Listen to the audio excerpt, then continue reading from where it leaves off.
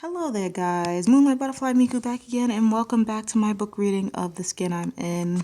We are up to chapter 7, and I'm sorry that it's been a while since I've done it, but I've been pretty busy, so I apologize. But without any further ado, let's jump right into chapter 7 of The Skin I'm In. No television, telephone, or hanging out with friends for 3 weeks, all because of that fight. And that ain't even the worst part. The principal, Miss Saunders, and Mama got their heads together and came up with a way to punish me good. They say it ain't punishment, but it sure feels that way. They found me a job that don't pay no money and ain't no fun at all. I don't even want it, but Mama's got her mind set, so that's that. I will be working in the school office, filing papers, stapling letters, that kind of stuff. This is Miss Saunders' bright idea. She talked it over with Mama last night on the telephone. I could hear some of the conversation coming through the receiver. Miss Saunders was saying something about me wasting my potential, that the school needed a better way to keep up with me so I don't fall through the cracks. And Mama believes all that crap, when the truth is that Miss Saunders is just a big-mouthed, bossy broad who likes to throw her weight around and treat everybody like they're some broken pot she's got to patch up. I could smell the peppermint tea Mama was sipping while she spoke to Miss Saunders. Malika's got more potential than she's letting on. Keeping her under the principal's nose may be just the way to get her back in line. Mama and Miss Saunders talk a long time. When they're done, I try to tell Mama that Miss Saunders doesn't know what she's doing, that she ain't even a real teacher. Mama says she doesn't care. She likes her. That Miss Saunders is the first teacher who ever called here to talk about what's going on with you. I like that. It shows she's concerned, that this job ain't just about the money. I tell Mama that Miss Saunders don't need the money. She's got plenty. Don't it make you wonder, Mama, why somebody with all that money and a good job would give it up to come to McClinton? Mama sits there for a while thinking. I wouldn't think on it too much, Malika, she says.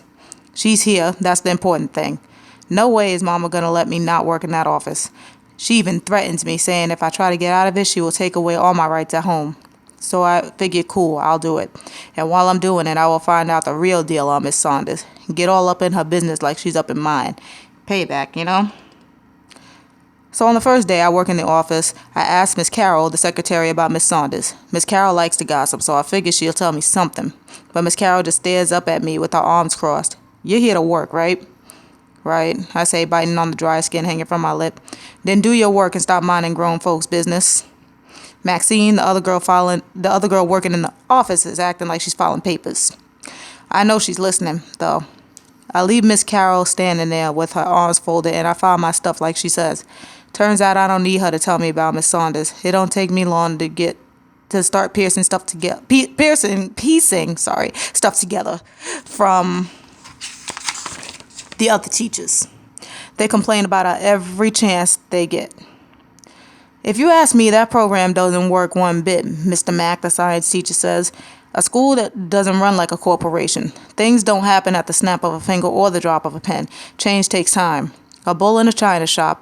That's what she is, Miss Benson, the librarian, says under her breath. She's not following the curriculum the way it's laid out. She's pushing the kids too hard, telling them to read 50 pages one night, 30 pages the next. I'm telling you, hiring her was a bad move.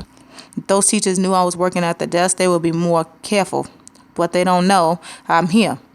I drop some paper clips on the floor and I'm crouching under a desk to pick them up slowly. It looks like nobody's around but Miss Carroll, and she's in the back Xeroxing. Maxine is running errands. When I stand up, Mr. Mack gets all red-faced. He thinks I'm trying to be a smart aleck. His lips curl up tight. My, Malika, aren't you the lucky one?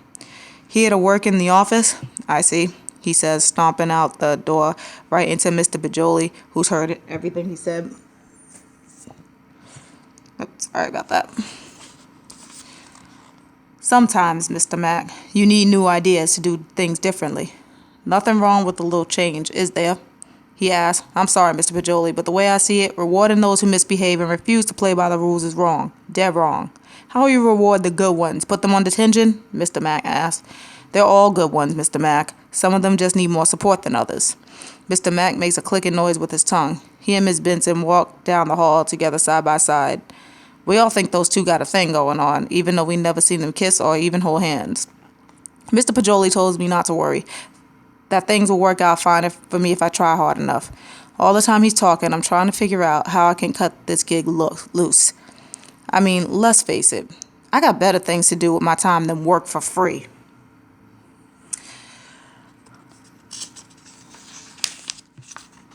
Alright, so that was chapter 7. Very short, but looks like Malika's got this job and she's trying to dig into Miss Saunders, so we'll see how that works.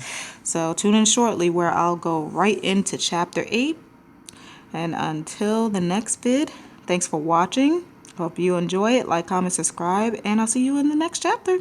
So, until the next book reading, this is Moonlight Butterfly Miku saying, bye guys!